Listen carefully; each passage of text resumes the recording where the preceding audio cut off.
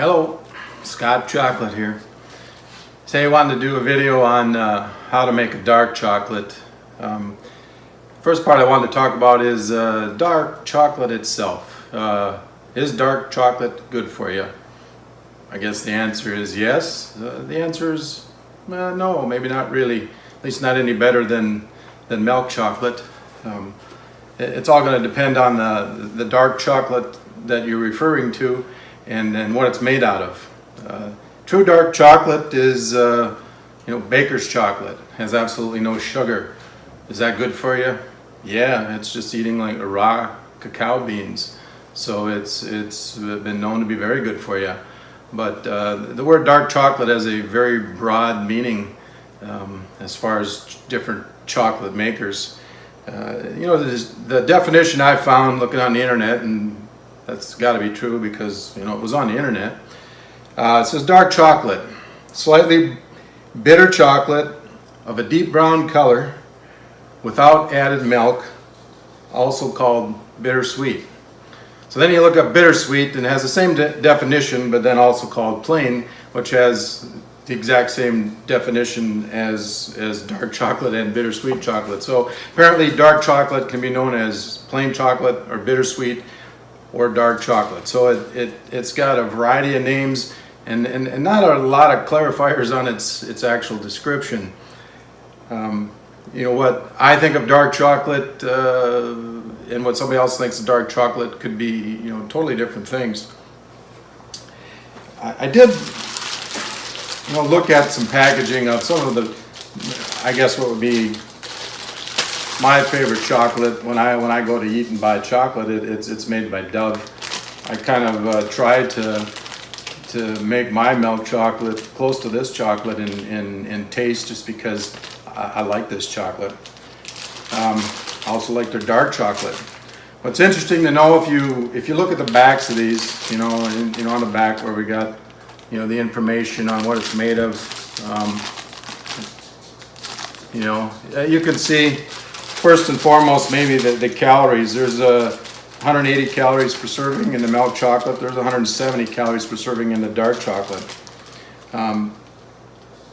As far as the sugar, the dark chocolate has 15 grams of sugar per serving, and that's on a 32-gram serving size. So you can see that's a significant amount of sugar. The milk chocolate has 18 grams in that same 32 grams. So one is slightly under 50%, one is slightly over 50%. So in reality, without splitting hairs, there's slightly more sugar in this one than this one, but not by a whole lot. They're almost both 50% sugar. Now, out of curiosity, I went back my milk chocolate recipe that I made, and I kept the original recipe had 37% sugar, but it also had some milk fat, which is going to have some sugar in there. So I did some quick math, and that added about another 7% sugar. So my milk chocolate has 44% sugar. So in essence, my milk chocolate has less sugar than Dove's dark chocolate. Man, for what that's worth, that's what the math you get when you start doing it on the back, or looking at the back, I should say. Now, if you look at more what I consider dark chocolate, it's these bars that start telling you how much cocoa solids are in the bar. You'll start pretty much seeing that announced maybe at 60%, and then 70, and 80, 85, 90, on up until ultimately you hit 100%, and you've got baker's chocolate.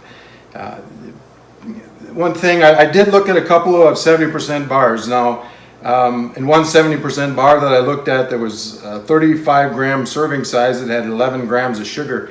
You run that math out real quick, that's 31% sugar and 69% something else. So I would have to assume the 69% something else now is actually all going to be cacao beans, because in other words, you have no percentages left.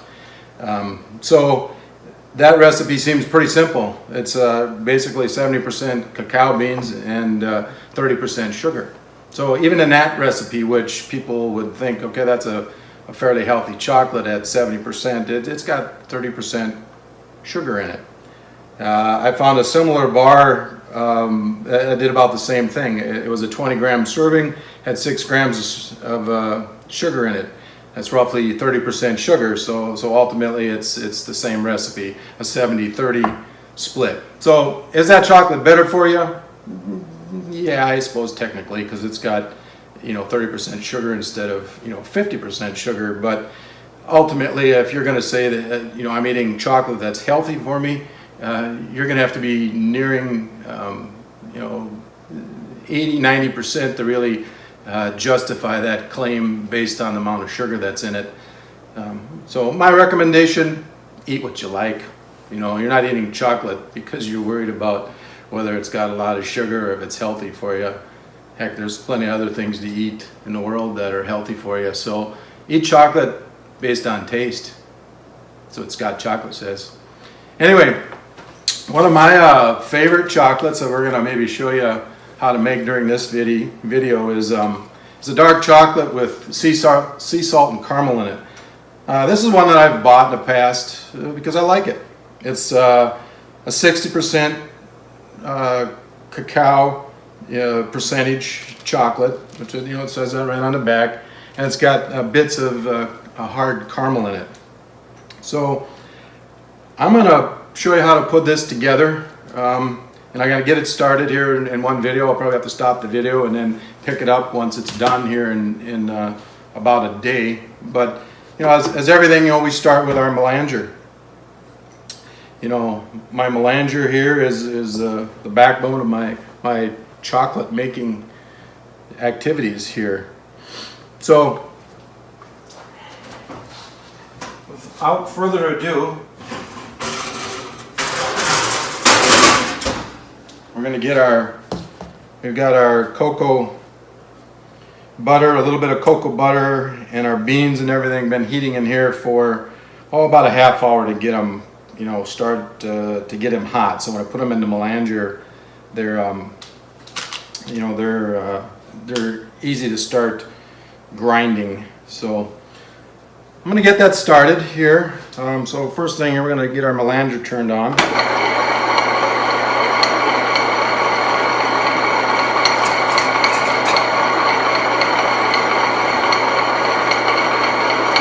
So as I start putting these in, you start to hear the crunching. Right there, you'll hear that. That's the beans and the cocoa butter and everything just kind of gradually going in. Now, since this is primarily basically cocoa beans, you have to be very diligent and slow as you put this in, because it's mainly just cocoa beans that you're putting in there. While this is kind of working a little bit, I'll kind of tell you what my recipe here is. As always, I disclose the recipe, so if anybody wants to make this, they're more than welcome. All they really need to do is gather up the materials and put it together. So my base recipe, as I've said, I've always worked on percentages. It makes it easy to do whatever size batch you want. But this is a 65% cocoa solids recipe, which basically means it's going to have 65% cocoa liqueur, or in this case, cocoa beans that I'm putting in there. So it starts with 65% cocoa beans. I add 5% cocoa butter, so that's at 70%. And believe it or not, the only other major ingredient here is the last 30% is sugar. So this particular dark chocolate is going to be 30% sugar. So it's very common to a lot of 70% bars that you'll see out there in the amount of sugar that it has. It's just that in this case I'm putting just a little bit of cocoa butter in it to help with the blending and the melanging process. So I'm going to try to get a little bit more worked in here. As it starts to go, you can kind of hear it.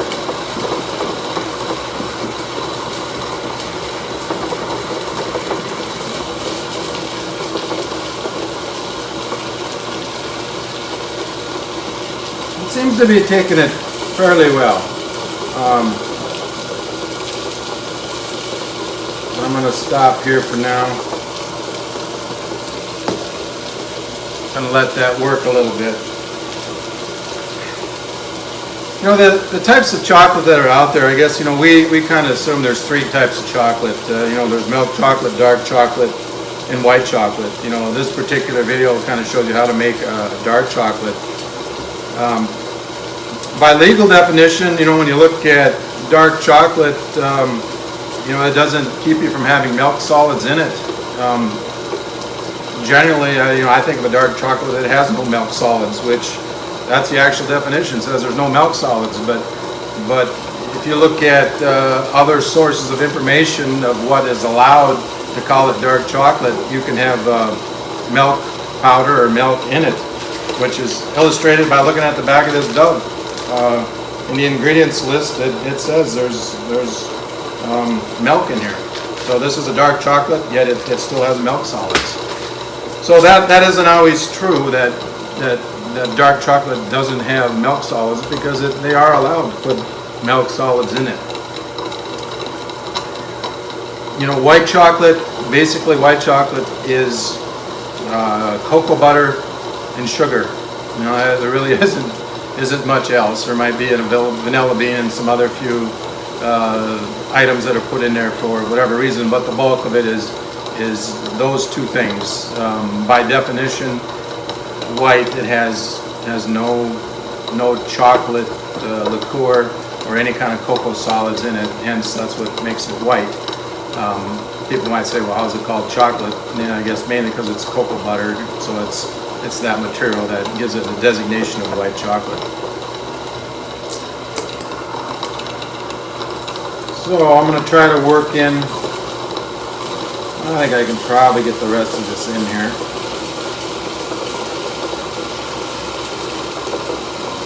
So here we are.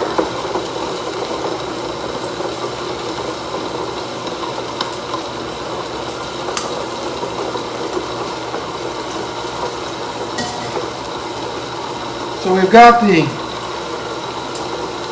cocoa beans, the cocoa butter in here. Yeah, for the most, you know, it's very thick. If you were to look at it right now, it is really thick, and since as you put this in here, it kind of cools down and it's grinding. You're really going to have to let this work now for, I'm guessing, better part of an hour before you even really start to put your sugar in.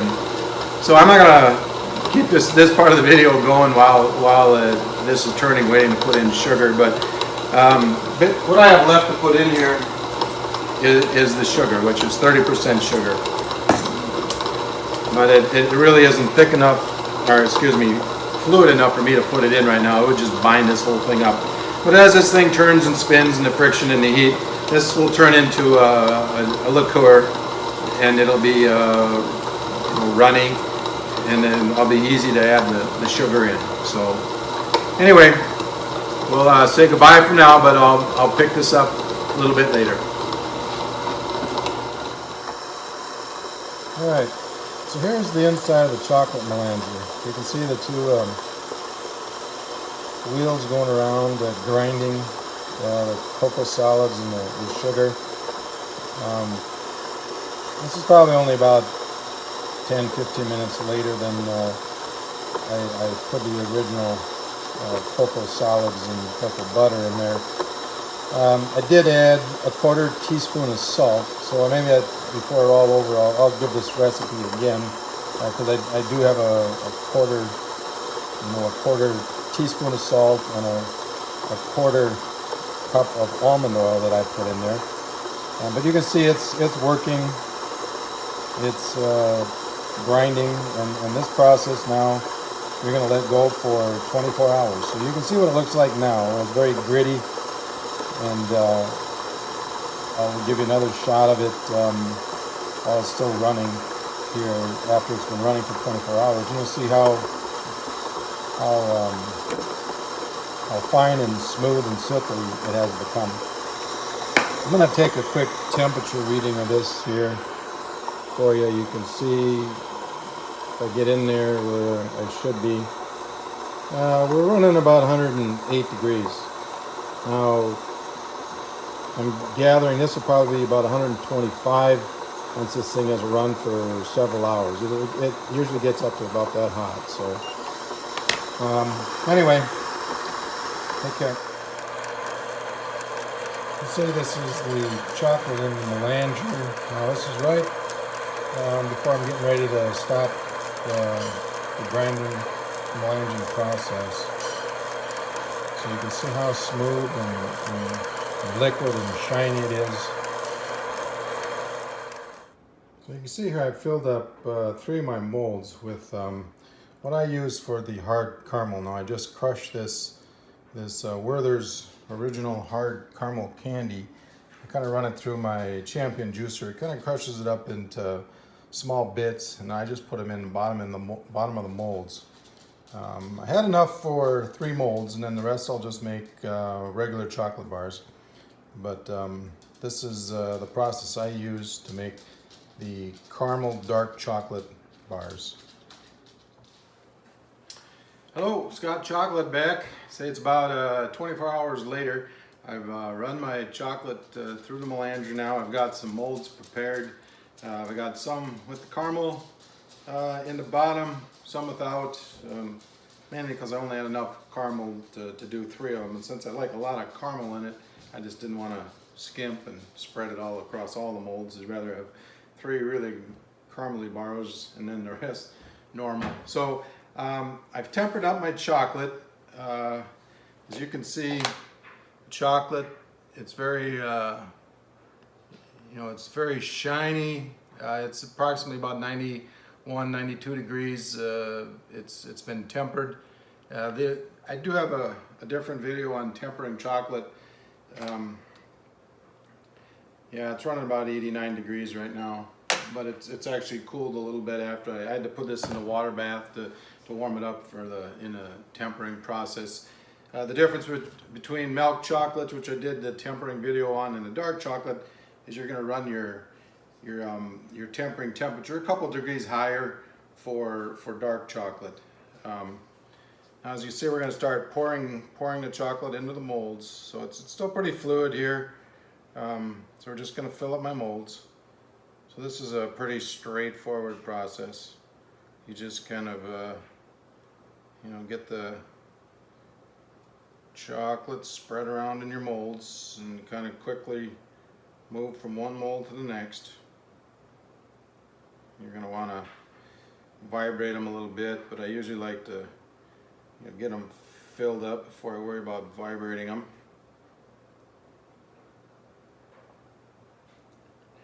So we'll just kind of do that here quickly. So there's 3 of them. I wasn't sure how many this was going to make. Normally 2 pounds of chocolate will make me about 6 bars of the size I make, but when you start putting some candy and other almonds or something in your chocolate, it takes up some space, so you ultimately get a few more bars than you may anticipate. It looks to me here, once I start scraping chocolate here, we're going to get at least another bar yet. Alright, gotta pay attention to what I'm doing. But you can see how dark and deep this chocolate is from a color perspective. It's most definitely dark chocolate, at least by the definition of being dark brown.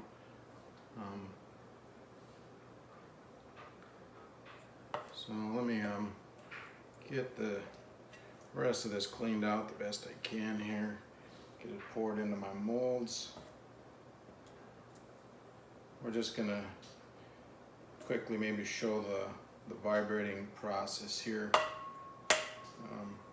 Yeah, as this chocolate cools, it starts to get thicker. I'll wash my hands quick here. But yeah, while it's still somewhat pot, you're just going to want to just slap your molds a little bit and get the chocolate moved around. Now I don't worry about if this one I got a little bit full, you can see, and the chocolate kind of comes on the edge of the mold. Just leave it alone. You can trim that up really easily with a pizza cutter, honestly. Once you get the bar out, you just kind of turn it over and trim that off, and it tastes the same, so not to worry. So I'll just kind of, slap them around a little bit, vibrate them, and they'll kind of form into the molds. I think in this case I kind of overfilled my molds a little bit, but like I said, tastes the same. So it looks like we made 6 bars, even with the extra caramel that I put in. I really overfilled that one, but anyway, now all you really have to do is just let them harden. There's no need to put them in a fridge. They'll harden with this tempered chocolate. It's just a matter of letting them cool down. When you take these out, they'll be perfectly hard tempered. They'll snap when you want to break them apart. So the thing to do now is just let them cool. Hello, Scott Chocolate here. Just wanted to show you the finished product of my dark chocolate hard caramel bar. So I got one of my bars here. You can see the chocolate goes through, but you can also see a lot of the caramel bits as it kind of pressed to the bottom of the mold. Another way you could do it is you could mix the caramel in the chocolate and then pour it into the molds that way. But either way will work. Regardless, you can see it's tempered. You can snap it apart. And ultimately, it's really good.